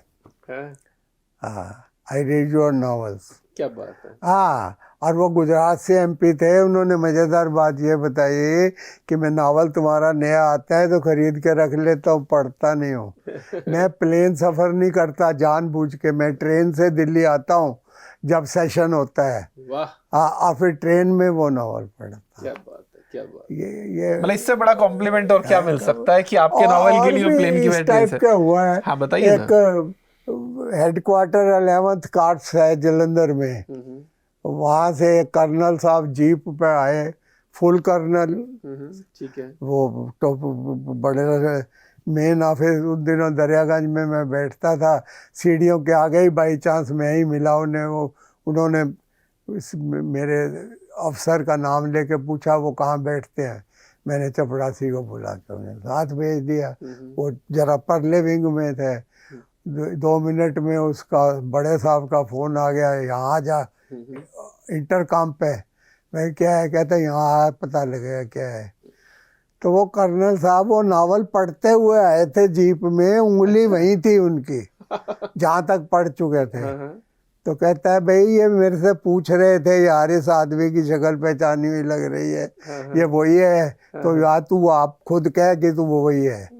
तो तब उन्होंने दुआ सलाम की मेरे से, जो कुछ हुआ बताओ। उंगली लगाई हुई थी वहाँ पे जहाँ तक नावल पढ़। पाठक सर, वो दौर कब आया जब आप किसी रेस्टोरेंट में गए या कहीं होटल में गए और सामने वाला आपका रीडर निकला, फैन निकला और उसने कहा कि नहीं आपसे बिल नहीं लेंगे? वो वक्त भी तो आया होगा, वो कब आया? नहीं ये तो आप मॉडर्न बन रहे हैं। होती बात इतनी है, लेकिन ऐसी बात है, बहुत मेहरबान है लोग, बहुत मेहरबान है, बहुत मेहरबान है। अब फिर देखो अपनी हैसियत का भी हाल होता है ना, कई लोगों की एक्स्ट्रा तवज्जो होती है इन मामलों में। राइटर को वो जो अहमियत देना चाहते हैं, मैं खुद राइटर होते हुए मैंने किसी फेलो राइटर को इतनी अहमियत नहीं दी है। मैं कहता यार कारोबार है, क्या करें, this is a job of work that I am doing. इसमें क्या है, कोई बड़ा बात नहीं है। मैंने कोई ऐसा कमाल नहीं किया। I don't aspire to win Nobel prize. देखो ना राइटर के अपना वो ये भी तो होता है ना, वो कहते हैं हमारे तो sky is the limit, we may reach anywhere. ऐसा पाठक की स्काई लिमिट तो नहीं है ना, हमारे तो कोई रिकॉग्निशन तो कोई है नहीं है। तो बताओ सर, मैं इसी पे आने वाला था कि आप जिस जॉनर में लिखते हैं वेस्ट में उसको क्लासिक माना जाता है। अगाथा क्रिस्टी की बड़ी इज्जत है। इंडिया में अगर मैं कहूँ तो एक टर्म यूज होता है लोब्रो, है ना, कि लुगदी साहित्य भी कहते हैं, नीची निगाहों से देखा जाता है। लेकिन फैक्ट ये है कि वो तो जो प्योरिस्ट हैं वो कहते हैं, लेकिन आम आदमी तो बहुत प्यार करता है। तो आपने इस चीज़ से कैसे डील किया कि यार मुझे लोग तो बहुत प्यार कर रहे हैं, लेकिन ये जो सो कॉल्ड प्योरिस्ट है या अपने आप को साहित्यकार कहते हैं, ये नीची निगाहों से देखते हैं, इससे आपने कैसे डील किया? अरे वो इतने खराब, अनसिविल, अनपार्लियामेंट्री वर्ड यूज करते हैं हमारे टाइप की लेखन के लिए कि उनकी अकल पे दुख आता है। ये सड़ांध है, इस किस्म के वर्ड्स यूज करते हैं। भाई it is a type of writing, you may contribute to it, you may not contribute to it, choice is yours. आप ये कहो कि मैं ये पढ़ने के काबिल नहीं है, कबूल। आप ये कहो आप लिखते क्यों, ये कैसे कबूल होगा? ये this is a free country. I am expressing myself. You don't contribute to it. You don't agree with it. You say no to it. आप इसको बहिष्कार करो, कुछ करो। आप ये कहने वाले कौन होते हो कि तो आप लिखते क्यों हो ऐसा? 1000 चैनल आती हैं आज की तारीख में टीवी पे, आप सारी देखते हो? बिल्कुल। आप बताओ, चैसेस्टी तो देखते हो ना, जो नहीं पसंद है उसे ना देखो। तो 100 नावल छपते हैं, 90 नहीं पसंद उसे ना पढ़ो। अब ये कहने वाले फतवा देने नहीं सर, वाले, उसमें दिक्कत पाठक साहब मुझे लग रहा है उनको आपके लिखने से प्रॉब्लम नहीं है, उनको आपकी पॉपुलैरिटी से पॉपुलैरिटी से प्रॉब्लम, क्योंकि प्रॉब्लम लिख तो है और भी ना। बहुत लोग बेकार रहे हैं। असली बात उनको ये तो लग रहा है यही कि है। हमारी कॉपी नहीं बिक रही 1000 और आपको लोग आपकी 20-30 उसका हजार कॉपी उनके बिक रही। पास जवाब है, हाँ। रेडीमेड जवाब है। क्या जवाब है? किसी से इत्तेकार से पूछो, वो फिक्रा उसने याद किया हुआ है कि जब ये बात आए पॉपुलैरिटी की, मैंने यही कहना है कि लोकप्रियता गुणवत्ता की शिनाख्त नहीं है। सब यही बोलते हैं मेरे। तो लेकिन जिसकी 100 कॉपी नहीं बिक रही, क्या वो गुणवत्ता की पहचान है? उसको तो 100 भी नहीं पड़ रहा। मैंने पूछा ना, मैं पैनल डिस्कशन में था, हाँ। बड़े लोगों की पैनल, उसमें वो सुदेश पचौरी थे, प्रो वाइस चांसलर थे, ये कुमार विश्वास था, एक मदन कश्यप पोएट है, बड़े हैं उन्होंने। मैं कह रही, मैंने पूछा फिर किस बात की पहचान है? ये एक आदमी पॉपुलर है, हर किसी की जुबान पर उसका नाम है, घर घर उसकी किताब पहुंची हुई है, तो क्या भला है? आप डिस्क्राइब करो ना। लोकप्रियता गुणवत्ता की पहचान नहीं है, तो किस बात की पहचान है? वो कहता है आपकी 1,00,000 किताब बिके, पढ़ने वाले को कुछ नहीं मिला। मेरे मुंह पे कह रहे थे। मैं कह जी आपकी 500 बिकी, उससे क्या मिला पढ़ने वालों को? 500 भी नहीं बिकी, इसका कोई वो सेंस आपने वो किया है? हाँ, वो सही बात है, कोई मेजरमेंट है उसका? सेंसस है या कैसे किया है? ये कहने की बातें हैं दूसरे को बिलिटल करने के लिए। You go your way, let me go my way. आप मुझे क्यों कहता हो मैं क्या लिखता हूँ? सर यही मेरा सवाल था कि जब बाहर के देशों में एक एक्सेप्टेंस है कि यहाँ पल्प फिक्शन भी एक चीज है, या इस तरह की पॉपुलर राइटिंग भी एक्सेप्टेबल है, अगाथा क्रिस्टी को भी हम एक्सेप्ट करेंगे हैं, और बाकी राइटर्स को भी हम एक्सेप्ट करेंगे, तो हिंदुस्तान में ये एक्सेप्टेंस क्यों नहीं आई कि हाँ यार क्यों नहीं आई? ये जो पल्प है ये भी तो स्टंट है ना। हाँ। पल्प राइटर नहीं है, पल्प वो पेपर है जिस पे किताब छपती है। हाँ। वो राइटर को भी पल्प कहो तो ये कोई जुल्म नहीं है। ये एक नाम था, वो सस्ता कागज होती है, उसकी वजह से जो किताब 100 रुपए में छपती है, उस कागज की वजह से वो 10 रुपए में छपती है। सही बात है। सबकी रीच में होती है, घर घर पहुंचती है। हाँ। है या नहीं है? और तभी इतने लोगों ने पढ़ा। किताब जो व्हाइट पेपर पे डिवाइस साइज में बनती है, उसकी 150 पेज की किताब की कीमत 300 रुपए होती है। हमारे 300 पेज की किताब की कीमत 50 रुपए होती है। ये फर्क वो नहीं आइडेंटिफाई करते, वो कुछ और ही तरफ घसीट के उस बात को ले जाते हैं। भाई आप एक बात से नहीं हक में है ना, सही तरह कुछ और भी तो जबता है। तो आप फिल्मों को क्यों नहीं कहते हो कि ये नाच गाने वाली ये क्यों बनाते हो?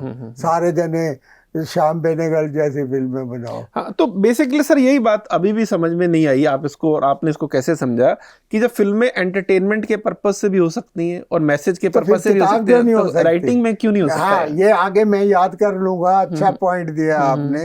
अगली बार को पूछेगा तो आप वाला कि मुझे भले ही आपको चेतन भगत किसी को पसंद हो ना हो, लेकिन मैं कह रहा हूं कि अगर उनको लाखों लोग पढ़ रहे हैं और फर्स्ट टाइम रीडर पढ़ रहा है, ऐसे बच्चे पढ़ रहे हैं जिन्होंने आज तक कुछ नहीं पढ़ा, तो आप इसी बात के लिए उन्हें थैंक्स कहिए कि यार ये वो बच्चे पढ़ रहे हैं जिन्होंने से पहले कुछ नहीं पढ़ा, एटलीस्ट रीडिंग हैबिट तो डलवाई। मैं आपको फायर एंड राइटर के एक छोटी सी महिमा बताता, छोटी सी महिमा। उनके यहाँ ये फर्क नहीं किया जाता कि ये लिटरेरी बुक है, ये ऐसी है। उनके यहाँ ये की है, वहाँ रिव्यू भी छपती हैं, राइटर की इज्जत भी होती है, सब कुछ होता है। हमारे यहाँ नहीं है। मैं आपको एक ही मिसाल देता हूँ। अगाथा क्रिस्टी का एक नावल है and then there were none, आपने सुना नाम? हाँ, ठीक है। उस पर गुमनाम फिल्म बनी थी, बिल्कुल नकल मार के, बहुत चली भी थी। हाँ। 10 करोड़ कापी बिक चुकी हैं। ये ऑथोराइज्ड जानकारी है, इसकी सर्टिफाइड जानकारी।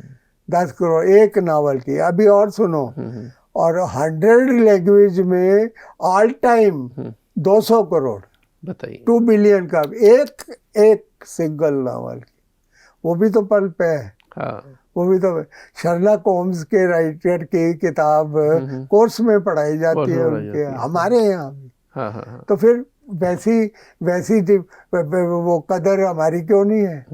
एक ही बात है, ये जो हम लिखते हैं वो साहित्य का वैभव है, जो ये लिखते हैं वो साहित्य की सड़ान है। हाँ हाँ छपते हैं, हाँ। जागरण में छपी ये हेडिंग, हाँ जागरण में मैंने डिफेंड किया, लिखा, मैं क्या भाई तुम कौन होते हो ये हाँ, कहने वाले, किसने जो तुम्हें ऑथराइज किया सही बात ये है। फतवा हाँ, देने हाँ। के लिए। और फिर अभी कोड में खाज ये है कि जो कुछ ये कहते हैं राइटर को बिना पढ़े कहते हैं। हाँ उन्होंने एक रिवाज खड़ा कर दिया है, जो ऐसा खड़ा लिखे है वो गलत है, उसको ये कहो भाई तू।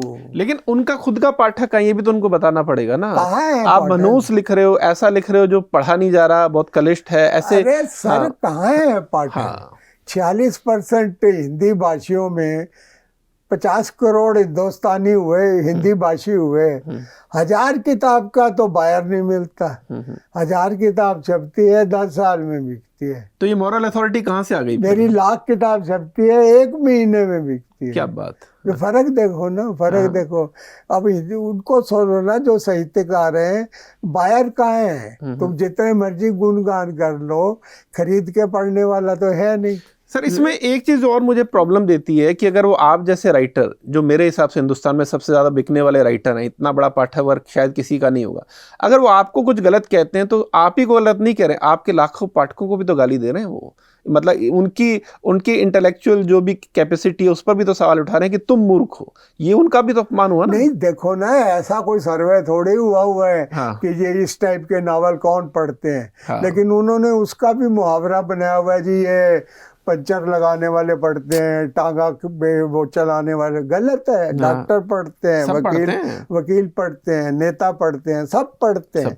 लेकिन वो ये जाहिर करते हैं कि ये जो जरा लो रंग के लोग हैं, ये उनके दिमाग में जो कंसेप्शन बैठी हुई है वो बैठी हुई है। जो अब मेले तो अब लगते नहीं, कोई टाइम था बहुत मेले लगते थे हर शहर में, हर कस्बे में। वहाँ जो किताबें बिकती थी ना, ये उनको और मेरी किताब को एक दर्जा देते हैं। वो भी बिना पढ़े देते हैं। ये तो गलत है। वो किताब, उन किताब में तो पोर्नो भी होती थी। हाँ। पोर्नोग्राफी भी होती थी। हाँ। उससे भद्दी बातें भी होती थी। हाँ। तो वो एक आने, 2 आने, 4 आने में मेले में बिकती थी। भाई मेरा अपना पहला नावल 12 आने में छपा था, तो 4 आने में कोई बड़ी बात नहीं है। एक डाइम मैगजीन निकलती थी, तो उसका नाम डाइम मैगजीन क्यों था?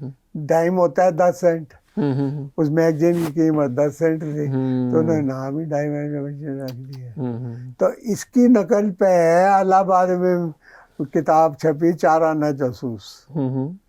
उसका हेड नाम ही था 4 आना जासूस, फिर 6 आना जासूस, 8 आना जासूस। जो कुछ भी मिस्ट्री राइटिंग में, जासूसी लेखन में हुए, सब कुछ इम्पोर्टेड है। अपना घर का कुछ नहीं है, कुछ भी नहीं है, कुछ नहीं है। हम जब कभी जिक्र करेंगे ना इसकी पास्ट का, हमें एक ही बंदा याद आएगा, देवकी नंदन खत्री। उन्होंने चंद्रकांता लिखा, वो जासूसी नावलों जैसा था। अय्यार जासूसी होते थे, उनका नाम जुदा है। अरे भाई को 4-6 और मिसाल दे के दिखाओ तो माने। हर कोई एक ही पितामह है, उन्हीं से शुरू हुआ है। बाकी सब जो है वहाँ से जो हासिल है उससे वो बना रहे हैं। मौलिक लेखक एक ही हुए हैं। उससे बहुत पहले जाओ तो फिर वो एक और थे, उनका नाम भूल गया मेरे को। 1901 में उनकी किताब छपती थी, 125 साल हो गए। अब इसको का नाम याद नहीं आ रहा मेरे को। या तो कोई इसकी कोई बहुत बड़ी बुनियाद है, बहुत बड़ी केक है। What is Ibne Safi? Is he God? उसके आगे दुनिया खत्म है। हाँ। उससे बेहतर कोई नहीं लिख सकता। बिल्कुल। फिर ये तो एक कॉम्पिटिटिव ट्रेड है। Everybody has a desire to fare better than all other fellow writer. आप कोशिश करो, हिम्मत दिखाओ। अब इस बात की जिद पकड़ो कि मैंने कोई जुदा करके दिखाना है, मैंने कोई ऐसा करके दिखाना है कि जो एक लिमिटेड वर्ग को नहीं, सबको मंजूर हो। मेरी किताब सबको मंजूर है। उनका कलेजा हिलता है, दिल फटता है ये सोचने में कि ऐसे राइटर की क्यों? क्योंकि मेरे पे ठप्पा लगा हुआ है कि is a pulp writer, is a pulp writer. मैं गीता ज्ञान से रिलेटेड बात भी लिखूं, वो कहेगा पल्प राइटर। ये हठधर्मी है, हाँ, जिद है, जिद है। हाँ। आप किसी काबिल नहीं, दूसरे को काबिल मानना नहीं। ये गलत है। दिस इज सिक हाँ, एटीट्यूड। जो मुझे मोटे तौर पर से समझ में आता है, ये आपकी पॉपुलैरिटी या किसी भी लेखक की लोकप्रियता से चिढ़कर की गई एक कॉन्स्पिरेसी या साजिश है। सर मेरी पॉपुलैरिटी है, लेकिन मेरे से ज्यादा पॉपुलर गुलशन नंदा हुए हैं। हाँ, उनको भी बहुत सारे लोग उन पर भी सवाल खड़ा करते थे। मेरे से ज्यादा, कहीं ज्यादा पॉपुलर, ज्यादा नहीं कहीं ज्यादा पॉपुलर चेतन भगत है। लेकिन उन पर भी सवाल खड़े। उनकी मिसाल देखो, उनकी अचीवमेंट देखो, वो भी जासूसी नावल लिखता है, उसे को कुछ नहीं कहते। श्रीलाल शुक्ल को कुछ नहीं आता, जिसने आदमी का जहर नावल लिखा। किशन चंद्र ने लिखे नावल, मनर चौहान ने जासूसी नावल लिखे। ये और नाम भी है, आनंद प्रकाश जैन है, पराग के एडिटर थे टाइम्स ऑफ इंडिया में, उन्होंने लिखे। आप अपने जॉनर में सर सबसे ज्यादा पॉपुलर हुए ना। आपसे शिकायत इस बात की, इतना पॉपुलर नहीं होना था, इसीलिए लोगों को आपसे दिक्कत। उनका कहना है कि लिखो, कोई बात नहीं, पैसा भी कमाओ, पॉपुलैरिटी भी कमाओ, लेकिन इतना पॉपुलर नहीं हो जाना था। उनको एक खामख्याली ये बन गई है कि जासूसी नॉवेल लिखना आसान काम है, जबकि बहुत मुश्किल काम है। क्योंकि नहीं है, नहीं है। आपको एक बार आपकी कोई लॉटरी निकल आए, वो बार बार भी निकले, ये तो बिल्कुल ही पॉसिबल नहीं है। बिल्कुल नहीं पॉसिबल। बहुत जानमारी का मान है, करने वाला ही जानता है। एक बड़े राइटर की मिसाल देता हूँ। किसी ने उससे पूछा था वेद लेखक बनने के लिए क्या करना पड़ता है, कहता है बड़ा आसान है, कागज लो, टेबल पे बैठो, कलम हाथ में पकड़ो, और जब माथे का पसीना खून बन के कागज पर टपके, तब समझना कि मैं लेखक बन गया हूँ। फिर जो लिखोगे वो लेखन हो। इतनी मेहनत की जरूरत मानी जाए जब आदमी में, कौन करता है? कौन करता है? मैं तो पहले ही कहता हूँ, कितने ही राइटर हैं, मानबुक वंडर हैं, उसी का गुणगान हो रहा है, उसकी गोष्ठियां कराते हैं, उसकी पेपर में वो पैडेड आलोचना छपवाते हैं, उसको कहीं सम्मान दिला रहे हैं कि इसे अवार्ड मिला, ये कर रहे। अरे भाई उतना टाइम दूसरी किताब लिखने में लगा लो ना, उसी का बिल्कुल सर। आपसे लेकिन मेरा एक सवाल ये है कि आपने कहा कि मैं कमर्शियल राइटर हूँ, ये कहने में आपने कहा कि मुझे कोई वो भी नहीं है ना, शर्म नहीं। आपने कहा ना मैं कमर्शियल राइटर हूँ और ये इसको एक्सेप्ट करने में मुझे कोई प्रॉब्लम नहीं है।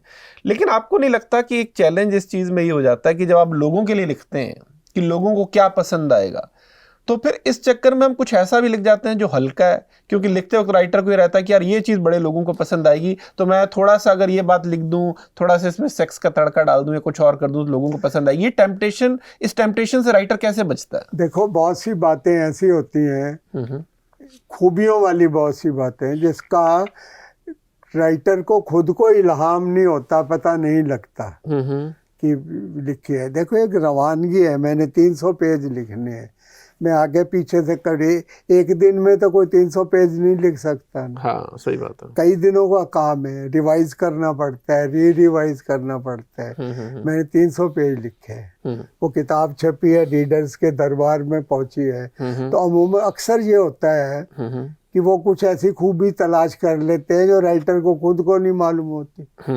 मैं आपको सत्यजीत रे की एक मिसाल देता हूँ। उनका स्ट्रीट सीन की शूटिंग थी, इवनिंग के टाइम की, वो सूरज ढले के वक़्त की। तो लॉन्ग शॉट में तो वो स्ट्रीट लाइट थी, ऐसे वो कैंटिलीवर वो होते हैं ना, पोल जिस पे 2 लाइटें लगी होती हैं।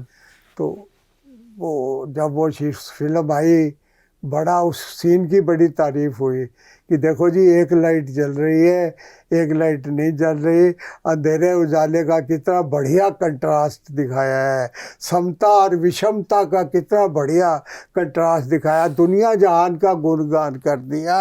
और जब सत्यजीत रे तक वो बात पहुंची तो उन्होंने ये जवाब दिया, भैया मेरे को तो मालूम भी नहीं था कि एक बल्ब नहीं जल रहा। आई नेवर न्यू, ये तो स्ट्रीट सीन है, मुझे तो पता ही नहीं था कि एक बल्ब नहीं जल रहे, उसकी वजह से आपने इतना गुणगान कर दिया। तो ये तो लोग भी तो देखो ना, वो कहावत है ना, some are born great, some achieve great man, on some achieve greatness thrust upon them. ये थ्रस्ट अपॉन देम वाली टाइप है ना। खूबी आपको तो पता नहीं, दूसरा कह रहा है जी आप में तो ये खूबी है। तो आप क्या कहोगे? नहीं यार, नहीं है मेरे में। आप कहोगे हाँ भाई होगी, याद कर लेता हूँ, अगली बार मैं भी कहूँगा मेरे में ये खूबी। सर, मैंने अपने सोशल मीडिया अकाउंट पे ये डाला था कि मैं सुरेंद्र मोहन पाठक सर के साथ एक पॉडकास्ट करने वाला हूँ और आपके कुछ सवाल हैं तो बताइए। तो लोगों ने आपके लिए कुछ सवाल, आपके जो फैंस हैं लाखों करोड़ों, उनमें से कुछ हमारे साथ भी जुड़े हैं, तो उन्होंने कुछ सवाल पूछे हैं। तो वही सवाल मैं आपसे जानना चाहूँगा, अगर आप उनके जवाब दे पाएँ। कि उनमें से एक सवाल ये पूछा है कि राज बहादुर बखिया जैसा जलाल वाला विलेन आपने दोबारा क्यों क्रिएट नहीं किया? भाई मैंने तो किया है, लेकिन पब्लिक को नहीं लगा कि वो वैसा है। लेकिन उसमें ये है कि मैं फ्लैशबैक में जाके बखिया को दोबारा लिखने की कोशिश कर रहा हूँ। उसके वो इतना बड़ा डॉन कैसे बना, उसको लेके एक नावल लिखने की कोशिश कर रहा हूँ। उसकी लाइफ की शुरुआत में जाके, जब वो बूट पॉलिश करता था। बिल्कुल बिल्कुल। एक और जो है, उन्होंने सवाल पूछा है कि क्या खबरदार शहरी जैसा कोई और कैरेक्टर आगे किसी नॉवल में क्रिएट होगा? खबरदार शहरी जैसा कोई और कैरेक्टर तो है तो सही, ऑलरेडी है। उसकी शक्ल बदल गई है, उसका कार्य प्रणाली बदल गई है। खबरदार शहरी है, आज भी वही है। अभी ताजे नावल में तो उसने ये फ्लैश ट्रेड की इतनी पोल खोली है, इसीलिए खोली है ना, क्योंकि वो खबरदार शहरी है। और एक ब्रिज गोपाल शर्मा जी, उन्होंने पूछा कि सुनील, सुधीर, विमल, प्रमोद, जीत सिंह और विवेक में से कौन सा कैरेक्टर आपके दिल के ज्यादा करीब रहा है? सुनील है? क्या रीजन जब उसका? मैं सुनील का नावल लिखता हूँ तो उसमें उसको आत्मसात करके लिखता हूँ, ये समझता हूँ मैं ही सुनील हूँ। वाह। जो भाषा है उसकी, स्मार्ट टॉक है, वो सब कुछ वो है जो मेरी एक्चुअल है। क्या बात है। ठीक है। मैंने यश पाया विमल से, लेकिन मेरे दिल के करीब जो कैरेक्टर है वो सुनील है। बिल्कुल बिल्कुल।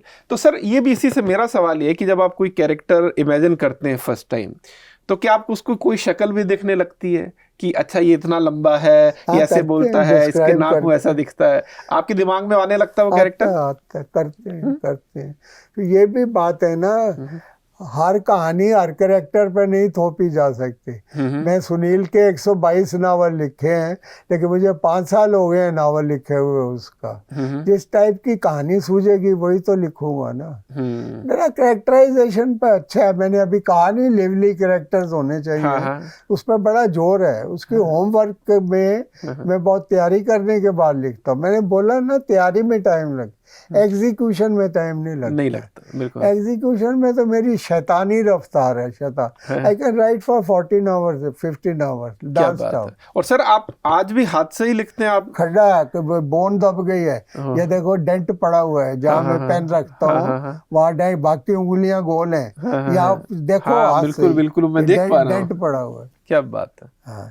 बीच में कोविड के बाद हाथ कांपने लगे थे, तो थोड़ा टाइम मैंने कंप्यूटर पे कहा था, नहीं दिल नहीं लगा मेरा। मेरे को अच्छी अच्छी बातें कलम हाथ में लेके याद। और फाउंटेन पेन से लिखता हूँ, शाही भर के। अच्छा। बॉल पेन से नहीं लिखता। बिल्कुल बिल्कुल। और एक आपके ऐसे से रीडर हैं, मैं क्या बताऊं, उन्होंने ऐसे सवाल पूछे हैं। उन्होंने एक सज्जन है संजीव कुमार, उन्होंने सवाल पूछा है कि रमाकांत वगैरह की मौत से पहले उन्होंने किसी से नहीं पूछा, नीलम की मौत के वक्त उन्होंने किसी से नहीं पूछा, तो इरफान शोएब के बारे में क्यों पूछ रहे हैं और सुनील साहब कब आ रहे हैं? भाई ये स्टंट है, स्टंट है बाकी की तवज्जो अपनी तरफ लगाए रखने के लिए। असल में तो वही करने है मैंने जो मेरी कहानी को सूट करता होगा। बाकी कैरेक्टर जो हैं इतनी बड़ी सीरीज में, जिसके 12,000 पेज में लिख चुका हूँ, वो आते जाते रहते हैं, स्थायी कोई नहीं होता, उनका मोह छोड़ना पड़ता है। तो जाने वाले ने को रोकने वाली कहानी लिखने का कोई मर्जी नहीं है। वो सिर्फ एक बस ऐसे ही स्टंट बनाया मैंने। लोगों से पूछो भी आप क्या कहते हो, कोई रखे रहे या जाए, तो सबकी यही राय थी कि जाए, कोई नहीं रहे। लेकिन आगे कहानी में ऐसी जरूरत होती है, को जाए तो जाए।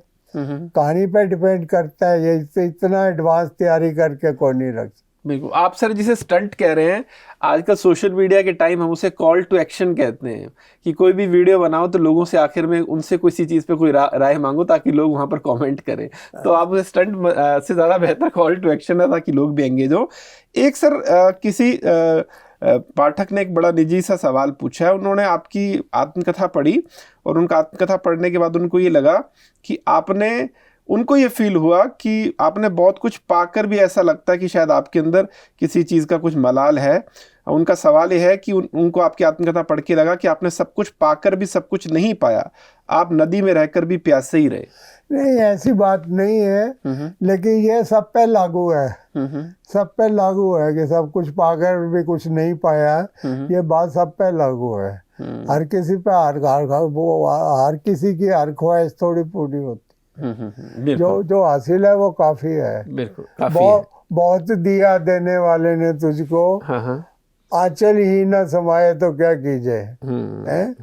ये तो इस बात की तो हर किसी को ये रहती है बात, ये भी वो बात हो जाती तो और अच्छा था, वो हो जाती तो वो और अच्छा था। ये एकेडमिक बातें हैं, प्रैक्टिकल लाइफ में इनका इतना बड़ा कोई रोल नहीं है। डिससेटिस्फैक्शन, मैं एक बात कहता हूँ, डिससेटिस्फैक्शन को मैं इंसान के लिए जरूरी समझता हूँ। हाँ। असंतुष्ट आदमी ज्यादा अच्छा काम करता है। हाँ। जो संतुष्टि के लेवल पर पहुंचता है ना, वो ये सोचता है अब कर तो लिया सब कुछ और क्या करूं। असंतुष्ट है वो तड़पता रहता है, रेस्टलेसनेस होनी चाहिए, ऑन दी टोज रहता है वो। मैंने कुछ I have to accomplish something better than I have done already. तो भाई ना, ये कोई असंतुष्टि कोई इतनी बुरी आइटम नहीं है, हो बेशक हो। बाकी किसी को मुकम्मल जहां नहीं मिलता, कभी जमीन ही कभी आसमान ही मिलता। बिल्कुल। उसका यही जवाब है। आप ये कहें चांद सूरज सब मैंने ही लेने हैं, ये नहीं हो सकता। बिल्कुल। और सर आखिर में एक आधा सवाल, पहला सवाल तो बहुत सारे लोग ये भी जानना चाह रहे हैं कि आपके इतने फैन हैं लोग, आपकी इतनी किताबें पढ़ते हैं, आपको सबसे ज़्यादा मुतासिर किन राइटर्स ने किया जिनको पढ़ के बहुत मज़ा आया, या जिनकी किताबें अभी भी आपकी बुक शेल्फ में है? राइटर, हाँ, जिन्होंने आपको मुतासिर किया, इम्प्रेस किया, और जिनकी बुक, मैंने बताया ना, उर्दू के राइटर हैं, हिंदी का। आपकी 2-3 फेवरेट किताबें बताइए जो। नहीं पढ़ता मैं इसलिए नहीं पढ़ता कि I have not long to live, बहुत थोड़ा टाइम है मेरे पास, तो मैं उसको अपने लिखने में की तरफ मेरी तवज्जो ज़्यादा हो गई है। In younger years I used to read a lot and write less, presently it is not so. देखो आपको एक बात बताऊँ, मेरे को बहुत किताबें लोग जबरदस्ती थोप जाते हैं गिफ्ट कर, फोटो खिंचाने के लिए। मैंने लिखी है किताब पकड़ के साथ में, अब उम्मीद करते हैं मैं पढूं और उस पर कुछ लिखूं भी। ये टाइम कंज्यूमिंग काम है, मेरे पास इतना टाइम नहीं है, वो ये बात समझते नहीं है। देखो तो प्रोग्राम के बाद तो मैं भी आपको अपनी किताब देने वाला था, मुझे देनी चाहिए कि नहीं देनी चाहिए? आपसे तो आपकी बात अब जुदा हो गई है। ठीक है। आपके तो जोर पड़ रही, मैंने इन जनरल कही है, इन जनरल कही है। समझता हूं। देखो आप इस बात के अभिलाषी तो नहीं है ना कि आपसे मेरी किसी तरह की कोई भेंट नहीं, सही बात, कोई मुलाकात नहीं है। आप मेरे को कहो जी मैं आपके पास किताब लिखी है, मैंने लेके आना चाहता हूँ और दे के आप चल देंगे। मैंने आगे पीछे आपसे मिलना नहीं है, आपसे मेरी किसी तरह कोई रब्ता कुछ नहीं है। तो उस किताब को मैं 10 बार सोचूंगा कि पढ़ूंगे ना पढ़ूं। I have so much to read कि मैंने उसको अलग क्लासीफाई किया है कि आइंदा कोई किताब पढ़नी है तो इसमें से पढ़नी है। लेकिन जब कोई स्पेशल केस आ जाता है तो चाहे मैं सिरे तक ना पढूं, उसको खोलूंगा तो सही। मेरे को तो ऐसी किताबें मिलती हैं जिनको मैं खोलता ही नहीं, जो आपके इंटरेस्ट की भी नहीं है। ये फर्क है ना, क्योंकि वो मुझे उसकी देने वाले की इंटेंशन का पता है।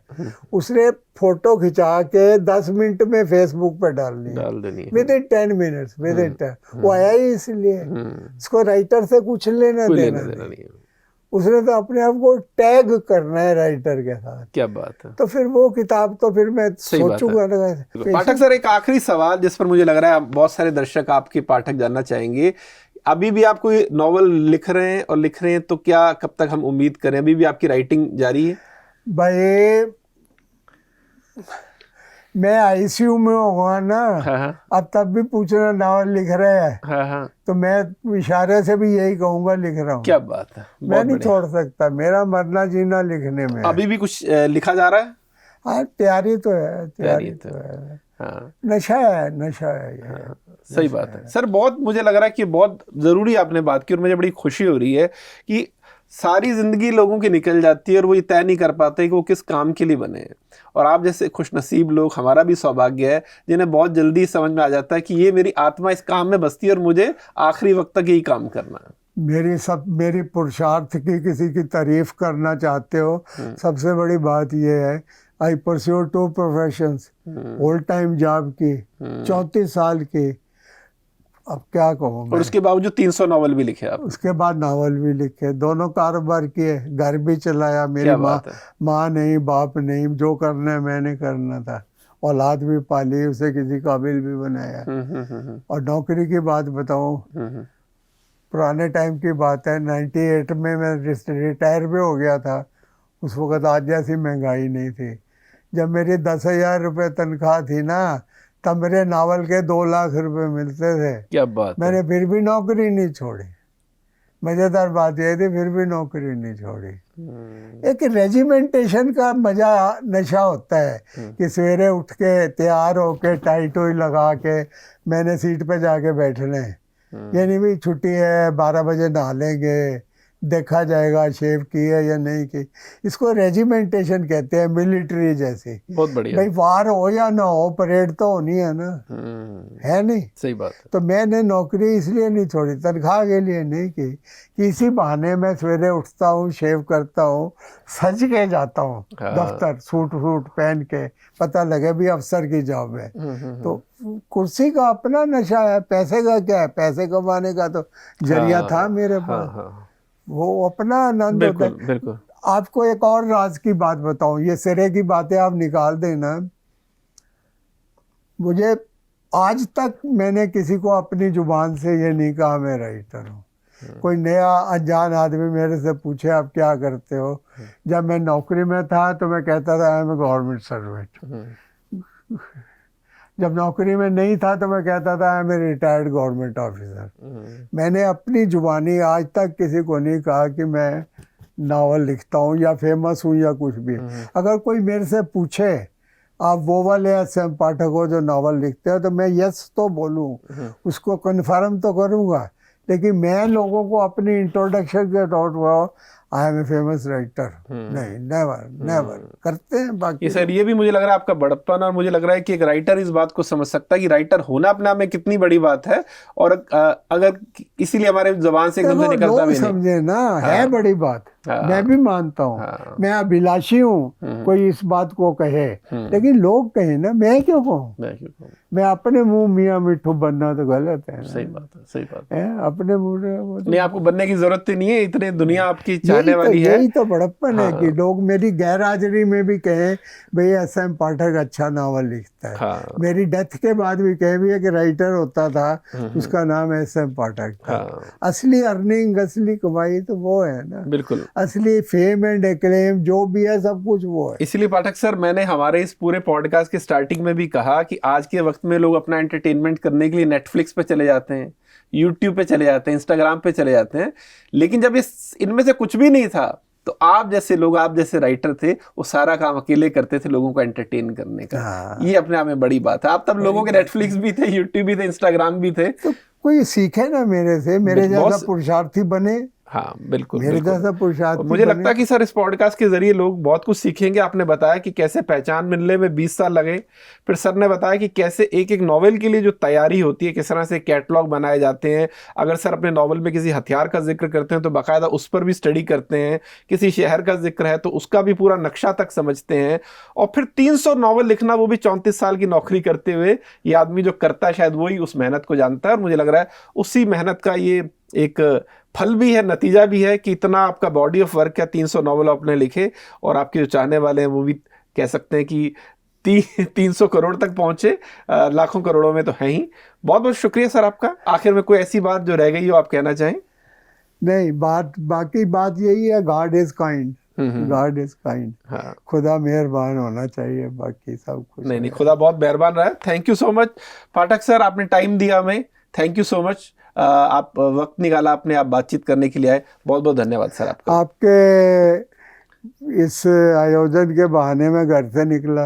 हाँ हाँ मैं जाता नहीं कहीं पे। हाँ हाँ I have problem in my legs also, I can not walk without support. ये कोविड की देन है, अदरवाइज ठीक ठाक था मैं। चलता है यार, हिम्मते मर्दा मदद खुदा। चलिए, ये मैं आदिकाल से सुनता था, हिम्मते मर्दा, मर्द की हिम्मत हो तो खुदा भी मदद करता है। बिल्कुल, और खुदा आपकी मदद यूं ही करता रहेगा, और आपकी रचनात्मकता उम्मीद करते हैं कि और बरकरार रहेगी। तो इस बातचीत में अब इतना ही, हमें इजाजत दीजिए, धन्यवाद।